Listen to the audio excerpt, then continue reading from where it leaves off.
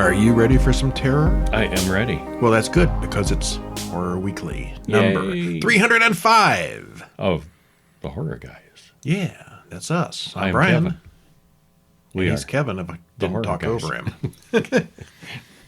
We saw some new movies, and we saw some older movies, and we saw some short movies. Yeah. We should talk about them a bit. We got all the movies. And, of course, the new issue of Horror Monthly is out, or will be within the next few days. Issue number 38. That's more than 3 years of those things. Collect Monthly. Collect them all. Crazy stuff. And it'll be our biggest issue yet. 50 reviews. And a piece of fiction, too. We write short stories. We do. An exclusive piece of short fiction Actually, is in it's there. 53, because we've been including the Classics Weekly in there, too. Okay. 53 reviews and a very fantastic short story by Mr. Kevin here. Uh-huh. Hunger. Are you hungry? Well, you have to read the story to find out. Yeah, stop in over at horrormonthly.com, and there will be a link there to pick it up on Amazon, Apple, Barnes & Noble, or wherever you get your books. They're all good. You could even buy them direct. You could. But you probably tune in here this week to hear some new movies. What do we got? Oh, we have The Substance. Oh, I've never heard anything about that one. That's been getting a lot of buzz. They've Yeah, it really been has. putting a lot of money into advertising. Also, somewhat lesser known, brand new, is MadS, M-A-D, with a capital S.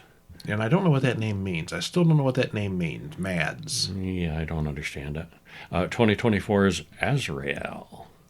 And a couple shakers from the past, Tremors and Tremors II, Aftershocks. Tremors? And then we got a whole bunch of shorts, too. We Tremors, there were like 5 more Tremor movies, weren't there? Yeah, we should do those sometime. We should. Oh, wait. Through the magic of podcasting.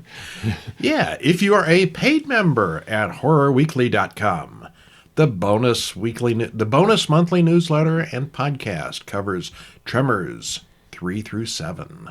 All the Tremors movies. We watched all the Tremors movies. We watched them all. And we did not hate them. We liked them all, actually. Uh-huh. Some are better than others, but we didn't hate any of them. No. Yeah. So anyway, we're going to talk about Tremors 1 and 2 here, and if that intrigues you, you can listen to the others over at horrorweekly.com. But only if you're a subscriber. Starting out, we've heard about this movie called The Substance. People rant about that like crazy on Facebook and Reddit and wherever people talk about horror. I avoided spoilers and so forth. So did I. Successfully. Written and directed by Coralie Fargett. Stars Demi Moore, Margaret Qualley, and Dennis Quaid. 2 hours and 21 minutes. Certainly the longest thing we saw this It's on week. the long side, but it was totally worth it. I watched the trailer when I was putting the link in the show notes. Uh-huh. It's a very good trailer. It kind of gives some stuff away. It gives away all the rules without giving away the fun stuff. Okay. All right. The rules. Got to switch every week. Yeah. Things like that. Yeah. Spoiler-free. Completely spoiler-free. What happens? Well, when an actress starts losing her appeal to the industry because she's aging, what's better than Botox or plastic surgery? The substance. This was kind of a technological fantasy, almost bordering on a fairy tale sometimes, I thought, with the telling and the visuals. You mentioned afterwards it felt like a Black Mirror story. Yeah, a parallel reality. Uh-huh. Yeah. Demi Moore was great, as was the rest of the cast. It is long and totally worth it. Big thumbs up. Yeah. Yeah, there's really only 3 main characters to this, and they all did good. Mm-hmm. Dennis Quaid was just ridiculous. And there's a few supporting folks, but it was mainly those 3. Well, we start off, not going to spoil it because you may not have seen it. It only just recently came to streaming. Someone injects an egg yolk with a drug, and the yolk duplicates itself. Okay, well, we cut to Workman making a Walk of Fame star for Elizabeth Sparkle. We see that years pass, and people mostly forget about Elizabeth Sparkle. She's now doing exercise videos. Harvey, the producer, wants to replace her with someone much younger and hotter. Find me somebody new, now! She overhears the whole conversation, and we soon see what a pig Harvey is when he fires her. Okay, so that's a Hollywood story for you. And it's her birthday, too. She turned 50 and it's time to be fired. Because she nobody turned wants you after 50. 50. It's over. Yeah. On the way home from the studio, Elizabeth is in a car accident. She's really not having a good birthday. She's not particularly hurt, but she's having the worst day ever emotionally. One of the doctors at the hospital slips her a flash drive labeled The Substance, along with a note. It changed my life. Well, the video on the drive plays. Have you ever wished for a younger version of yourself? A better version of yourself? And she throws it in the trash. Well, she's 50, just got fired, so she thinks again.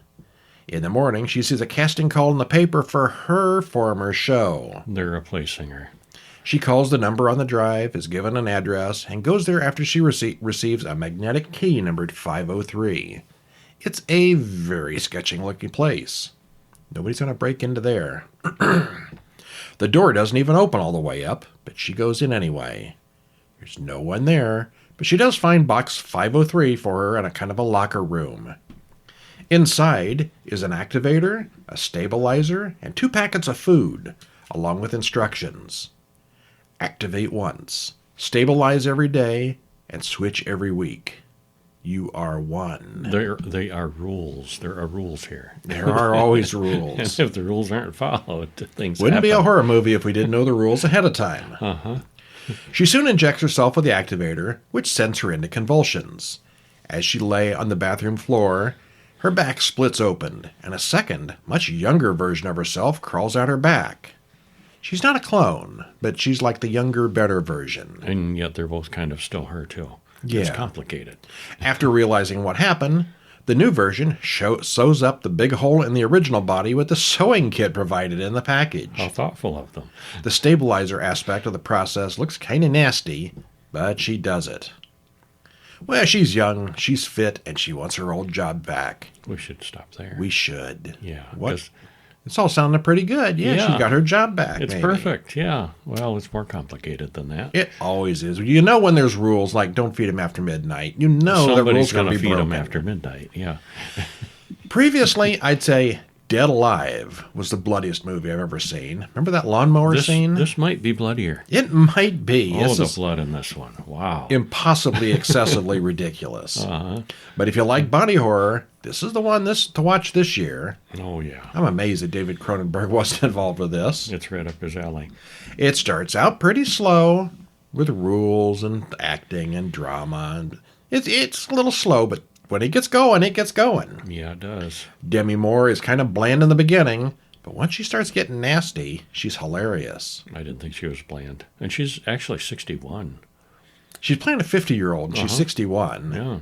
And she came out in the beginning, you say, looks like, good. how old is she? Because she didn't look that old. Later on, when we get close-ups and stuff, she starts looking old, which is makeup, I'm sure. But initially, she looked pretty good. But that was on TV. Yeah, it The was. camera takes off 10 years. Yeah. Dennis Quaid as Harvey is a caricature of a Hollywood producer. Not that Harvey, but he's also ridiculous. It's hilariously bloody, gory, and very well made. It's a winner. Yeah, it is. One of my favorites. A lot of people are saying it's the best of the year, and I don't know if I'd go that far. Oh, I would. It's certainly my favorite of the week. I put it in my top 10 for the year so far. Oh, top 10, yes. Yeah. Yeah. Yeah. Yeah, we're gonna have a long. We've watched probably more 2024 movies this year There's a lot than to we've choose watched from. current movies previously. There's been a lot of stuff this year. This one is on the short side. An hour and 26 minutes is MadS, a French film. Written and directed by David Moreau, not a doctor, I presume. Stars Lucille Guillaume, Laurie Pavey, and Milton Risch. Hour and 26 minutes. Trailer in the show notes if you haven't seen this one. It's a Shudder story. And Shall I? who's reading this one? This had the novelty of appearing to be in one continuous following shot, which was pretty cool. And so the whole movie takes place in real time. The main character changes several times throughout the movie, too, which I thought was interesting. Like, oh, they're no longer in this movie. Okay. We travel along with them as things get more and more out of control. The horror guys both enjoy it quite a bit. I was immediately reminded of Climax, Yeah. that other French film that With lots of dancing. lots of young dancing people and drugs. sweating and Yes. doing drugs. And, yeah. Because this started out being a drug movie. It didn't stay that way. No. A couple of guys talk about drugs. One mentions that he's going out of town next week. Neither of them know what's in that stuff they're snorting, but it's pretty good. Anna calls, and one of the guys hurries to meet her. Credits roll. He's all amped up and hyper as he drives down the road. He just took some unknown drugs. What do you expect? When he drops his cigarette on the car seat, he has to stop and find it. As he relaxes afterwards, a strange woman crawls into the passenger seat and clearly wants a ride. His first thought is to call the police, but he's full of drugs, so that's probably not a good idea. He drives on with her along, crying all the while. She's bandaged and mute and seems terrified. And it seems like she's escaped from someplace. Yeah. Yeah, that's the vibe I Oh, get. we do get some voiceover. She's got this voice recorder voice that recorder. talks about subject number, whatever, and yeah, she's some kind of experiment. Yeah. Well, she plays a voice recorder where a doctor talks about removing her tongue. Well, that's why she doesn't talk much. Oh. When he mentions taking her to a hospital, she totally freaks out and starts stabbing herself. She bleeds all over him before she passes out from blood loss. No, wait, she's actually dead. She's dead. Now what's he going to do, all coked up and covered in blood? Romaine gets home and parks in the garage. He runs to the bathroom and washes all the blood off. His father calls, which gets Romaine back on track. It's his birthday, after all. This is like the birthday week. Mm-hmm. He goes out to the garage, and the dead woman is gone. Oh, crap. Did she get up and walk? Well, But we she don't was know, dead. because Anna comes to the door with a bunch of his friends, and they drag him off to a party right then. Not too long afterwards, the alarm on his house goes off. Because someone's in the house. And we'll stop there. We should, Yeah. because it goes on from there. And it takes several turns. Mm-hmm. It was, as you said, it was filmed in one long tracking shot with no breaks. Because of this, it's also done in real time. So the whole story is like an hour and a half long. Mm-hmm. And the point of view character changes 3 times. First Romaine, that we already talked about. Then Anna gets to be the main character. And lastly, somebody else we haven't talked about called Julia. We don't really know what's going on until the end.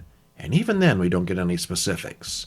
I think leaving so much unexplained made it more interesting. I'd too. say at I least liked it. half the movie, I thought he was just, a drug thing. Mm-hmm. Yeah, that's what I thought. Yeah, it's good. It's more complicated than that. And this is French with subtitles, Mm-hmm. but there's quite a bit of talking right in the beginning. But after the action gets going, there's a lot less talking. Mm-hmm. So if you don't like subtitles, deal with it for a little while and it gets better. All right, now if you like movies with no talking, It's almost a silent movie. this next one is 2024 is Azrael. Directed by E.L. Katz, written by Simon Barrett, stars Vic Carmen-Sonne, Samara Weaving, and Katarina Unt. Oh, what a name. Unt. I like that. Hour and 26 minutes, trailer on the show notes. Spoiler free, this one is almost entirely without dialogue. Almost? Yeah. Was there dialogue? There that was. foreign guy. Yeah. Uh-huh. It was interesting, but the reason was kind of contrived and didn't make a lot of sense. Both of us found it pretty dull for the first hour. I thought it picked up my interest some in the final stretch, but Kevin was mostly looking forward to it being over. It was a relief. Yeah, I didn't really enjoy this one. I give it a thumbs down. I think, there are details we don't get, but I think the ending explained a lot of it. Yeah. But whether it was worth the trip is debatable. Mm-hmm. All right, well, what happens? Many years after the rapture, we are told, among the survivors, some are driven to renounce their sin of speech. Okay, so this is after the rapture, which is a religious thing. So there are going to definitely be some religious themes here, probably Christian themes. So this is a cult where they have renounced speech. Survivors, so it's post-apocalyptic. Mm-hmm. And they don't speak. It says they renounce their sin of speech. Mm-hmm. But there's several places here where people need to signal each other, or they're in great pain and don't scream. It's more like they can't talk. Mm-hmm. Like it's been taken away. And that is never explained. And I think that is one of the big weaknesses. I would like to know why that is. Yeah, I would too. Other than the director thought it was a cute gimmick. Well, Azrael silently walks through the woods. She sees Cannon with a fire and runs to put it out. They're together, but they seem to be hiding from someone. She runs off and eventually encounters 2 men who drag her and Keenan away. And credits roll. Well, after driving for a while, They do have cars. And gas. They unload Azrael and they walk through the woods some more. They tie her to a chair, and Josephine cuts her leg. The wind gets all spooky, and the group turns their backs on her and starts breathing heavily. A strange black man-like creature approaches her from the trees. Things do not go according to plan, and the woods demon ends up killing one of the men and drinking his blood. And Azrael runs off in the confusion. They tried to sacrifice her, and she got away. Well, later, Azrael takes a break from running, and another of those strange black men comes after her. She hides, and it misses her. She continues on down the road, hoping to retrace her steps and join Keenan. She follows tire tracks to the people's camp and sees some of her own kidnappers there. So she's going to interact with this whole village of people that were trying to sacrifice her, and we're going to leave it off there. Yeah. Yeah. Well, she's being hunted. She's silent. And They're all silent. Yeah, everybody's silent. It's not just her. Uh-huh. Okay, why would everyone suddenly stop speaking? It's clear that Azrael, the main character is Azrael, that she would have spoken in a few scenes if she'd have been able to. Even if it's just yelling, screaming, or something like that. Why couldn't they? Yeah. They do hiss and whistle, but they don't use any sign language. The visuals are nice. It's mostly filmed in the woods, so the scenery is good. And the people's camp looks like, it looks like a lived-in camp. That's all there is. Mm-hmm. What little of a plot there was easy to predict once we saw certain things. I'll let you read the spoilers. Don't spoil on that. Yeah. If you want to read the full spoilers on any of these, go over to horrorweekly.com and it's there. Full spoilers. Anyway, I liked the ending, but the first hour was pretty dull. I will judge this as mediocre. Mm-hmm. It didn't impress me. Thought it was long and dull. There were some horrifically realistic gore effects. I'll give it that. But, it was, That didn't stand out to me. Good fight for choreography. Azrael took an unrealistic amount of abuse. Oh, yeah, she got beat over the head and knocked out like 38 times or something like that. Yeah, that's always ridiculous when that happens. Mm-hmm. Well, we should move on. But that's kind of explained at the end, too, in a way. Yeah, but it kind of gives it away, too. Yeah, well, we're not going to spoil it, no. Yeah. All right, well, there's 3 brand new, very hot movies. Let's go back in time. We've been doing all new movies in September, all new movies in October. Hey, Halloween's over. 34 years ago? Dang. Tremors, directed by Ron Underwood, written by S.S. Wilson, Brent Maddock, and Ron Underwood. Stars Kevin Bacon, Fred Ward, and Finn Carter. Hour and 36 minutes long. Not starring Michael Gross yet. Nope, not yet. Only a supporting character. He shows up in those later movies. Mm-hmm. Well, spoiler-free. Spoiler-free. This is a high-action creature feature with a lot of humor. The practical effects hold up pretty good for what they are. The cast, writing, and direction are all good, and it's an all-around very good one that we found very entertaining, even after 33 years. It does hold up. Yeah. Yes. Yeah, it did. Yeah, I mean, we've had these movies on the DVD shelf for, like, years. I'm like, one of these days we need to do Tremors. Yeah, we should. And I'm also like, Tremors. There's so many of them. I didn't remember it being particularly good, but, yeah, they were pretty nice. Yeah. It was a hoot. I think number 3 was a bit of a cash grab. Number 3 was the weakest. Yeah, then they started improving again, so, all the way up to 7. Don't lose faith if you see the first, second one, third one, and think, they're done. Well, if you see the first one and hate it, you're not going to like the others. Yeah. But it does pick up again in the fourth one. Yeah, absolutely recommend the first one. You like that? Either go with all of them or don't. Yeah, but they're relatively consistent after the first one and fun. Yeah. We open in the desert where Valentine McKee takes a pee. All right, well, we're starting out on a high note. Valentine McKee. When he's done, Earl Bassett has already gone to sleep in the truck. Still a very long pee. Mm-hmm. They argue whose turn it is to make breakfast. These guys are handymen putting up barbed wire fences, and they argue whether it's a good job or not. Well, they meet Rhonda, a grad student who's here to study earthquakes. She says she's been getting strange seismograph readings, but no one in the area is doing any kind of drilling or mining. They head into the city of population. The sign says it's population of 14. The town is perfection. Into Walter's store, where they meet Melvin outside and Bert and Heather Gummer inside with Walter. You'll see Bert Gummer again. We cut to the desert, where we see the ground shaking. Something under the ground is stalking Rhonda, but she drives away without even noticing. After a septic explosion mishap, septic, Nasty. Earl and Valentine decide to pack up and leave town. Nancy flags them down on the way out of town and offers them a job, but they don't take the offer. Well, the weird pair leaves town and pass an electrical tower and see Edgar, the town drunk, way up there looking asleep. He's not asleep. Valentine climbs up and finds that Edgar is dead. Doctor says he died of thirst up there. Why? Someone chased him up there? We should stop there. Population now 13. 13. Yeah, well, I mean, if you look at the cover of the movies or the trailer, you know what it is. It's There's giant worms, underground yes. tunneling worms. Yep. As with most horror movies that turn into franchises, this is really very good. Mm-hmm. It's got a lot of humor, but it's not really a comedy. It's a monster movie with some funny bits. Yeah, they do take it serious, and there's a body count. The creature design is really well done and interesting. The special effects still hold up today. Of course, they're all practical.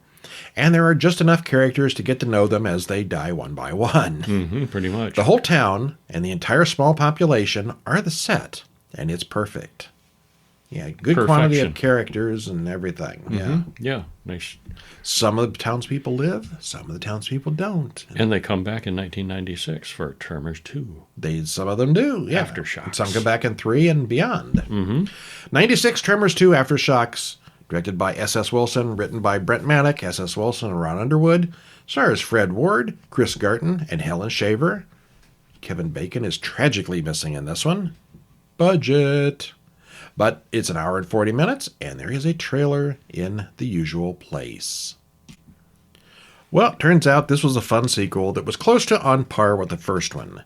It's got the same mix of horror, action, and humor. Fred Ward is back, and he has a new sidekick. They're all about sidekicks in these. They all got, yeah, they do. Yeah, everyone has a sidekick. There's a different smart and capable female scientist this time around, and gung-ho Bert Gummer makes a return for more explosive mayhem. If you like the first one, you'll probably like this one too. Yeah. What happens? In Mexico, at an oil field, an oil worker climbs across some pipes, clearly trying to avoid the graboid beneath him. We start right out the bat with graboids. Yep. He Marios his way across a bunch of old oil drums until the creature finally gets him. Needed everything but the sound effects. Mm-hmm. Doing, It was very video doing. gamey, yeah. Well, back in Perfection, Nevada, Earl Bassett is trying to start an ostrich farm. A cab drives up, and Senor Ortega, a man from the oil company, gets out. He knows about Earl's involvement with graboids, wants to hire him as an expert.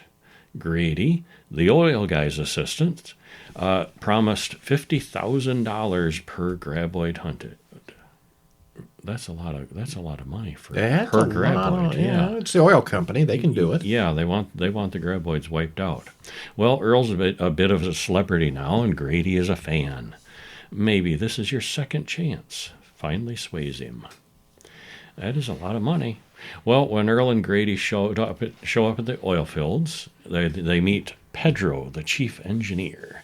Earl isn't enthusiastic about this deal until he meets Kate, a specialist.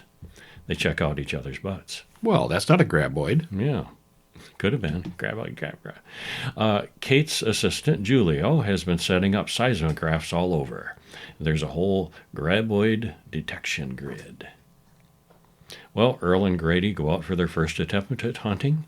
They use a remote control car with dynamite on the back, and they blow up bunches of graboids using this tactic. They start talking about what they're going to do with all that money they're making. We should stop there. It all goes well until it doesn't. Until it doesn't. Yeah. Things get out of hand. Well, the most notable thing here are the distinct lack of any Kevin Bacon or Reba McEntire, who were written into the script but didn't return when the budget couldn't cut them. Oof. Yeah, they got cut. And poor Bert went wifeless for the rest of the series because they couldn't afford Reba McEntire. Couldn't afford her. Yeah. It's got most of the fun of the first film with some new monsters and twists.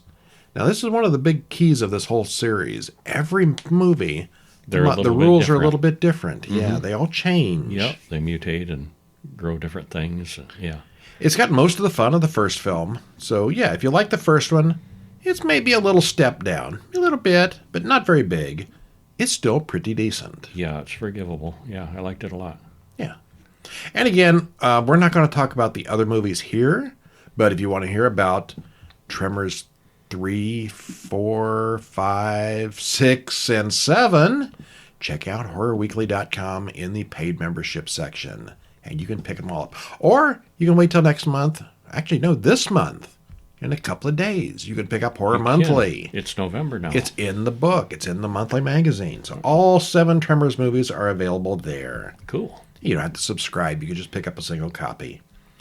But now it's time for 5 short films, starting off with 2024's Family Descent. Written and directed by Brody Joe Scalise. Stars Sean Deppner, Praneet Akila, and Gabriel Miller. It's, actually, this one is not available to watch right now. It's doing the festival circuit. But we'll keep an eye out for you and let you know when it comes available for everybody. And if you happen to see a chance, catch it. Yeah. It was very good. It was. What happens? Well, John and Ari are a gay couple. They arrive at John's parents' house.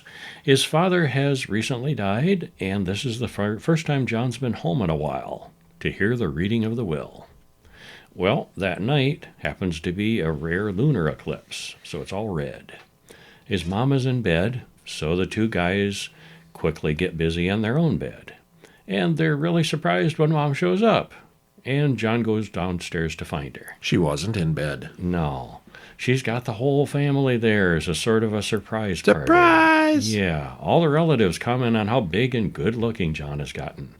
Oh, the girls must eat you up.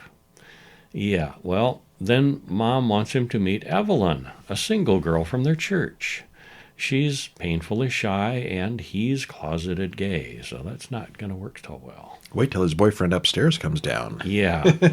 Well, Mom talks about changing the family patriarchs, and John is obviously the new father, so he'll be put in charge of the family business and everything. He gets the whole shebang.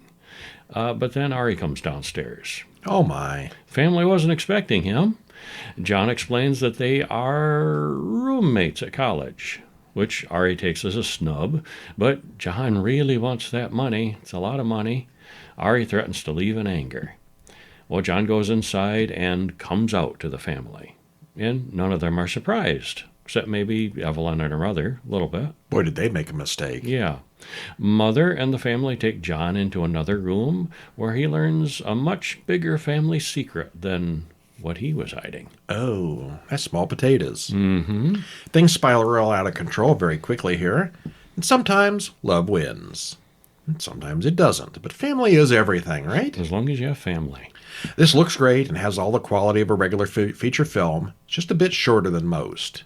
Of course, many gay people go through the whole who will carry on the family dynasty question, but this one really runs with the idea. It really does. There's clearly a lot more to the story that we haven't seen, and it leaves us wanting more. Mm-hmm. Yeah, it's only a short, it's not a scene, but we liked it. It's very good. I would have enjoyed more of it, yeah. Maybe someday. Maybe. Well, 2024's next short film is called Siren.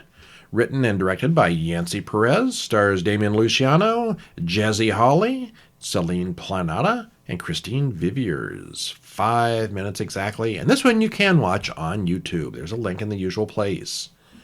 What happens? Well, a man stops for gas, but the station is closed. So he ends up going into a little diner nearby, but all they serve is water because the kitchen is closed. What? In a diner. What's the point of the diner if the kitchen's closed? Yeah. He thinks that's a little strange, but talks up the waitress anyway.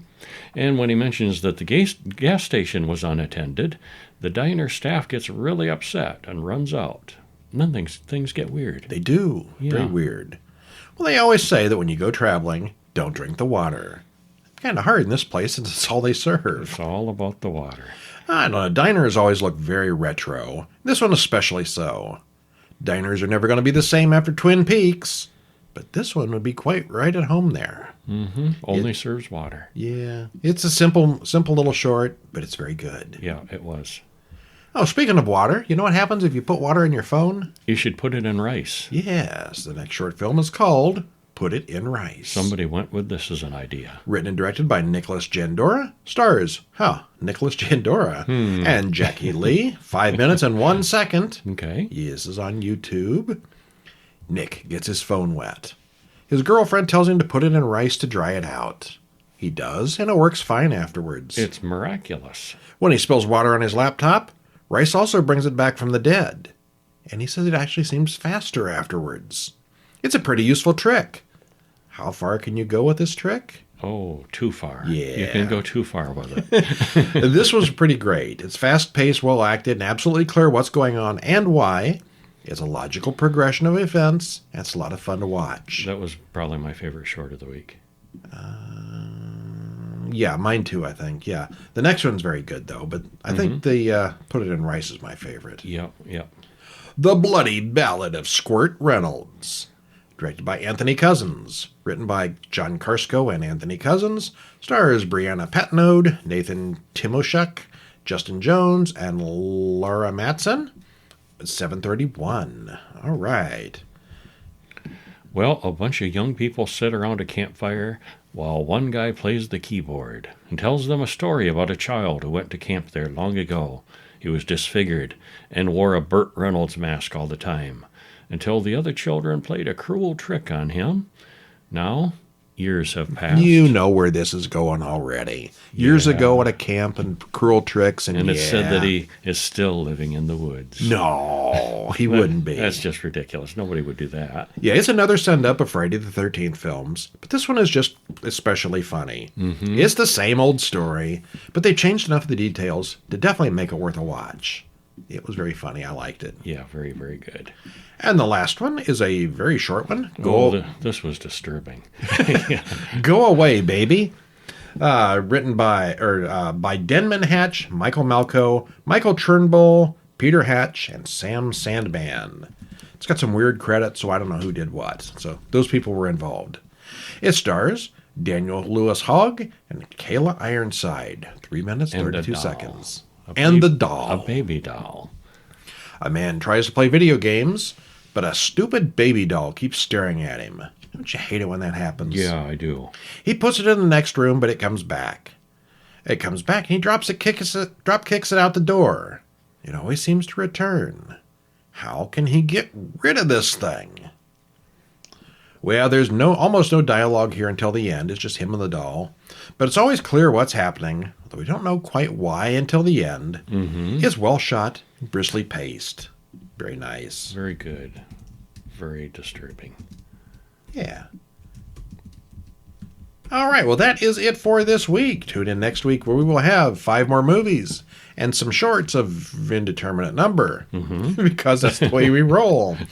Yeah, I think we may have an indie film or two, in which case we kind of short you on shorts for that. But we'll see. Indie films are so worth it, though. Halloween is over. How long can we keep up the new films? And pretty soon there's going to be Thanksgiving movies and Christmas movies.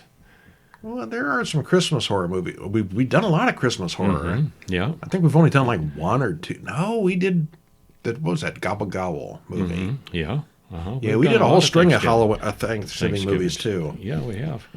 We're running out of holiday movies. We need more holidays. We'll never run out of Christmas movies.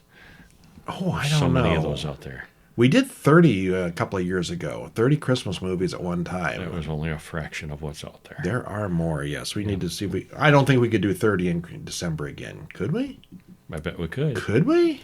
Tune in to find out. Yeah, well, tune in next week. We'll have more stuff. Go over to horrorweekly.com and you can read the full spoilery synopsises of all of these movies. You can also read all those ones about those extra Tremors movies. And stay tuned next week where we'll have more good stuff. I'm Brian. And I'm Kevin. We'll see you next week. See ya.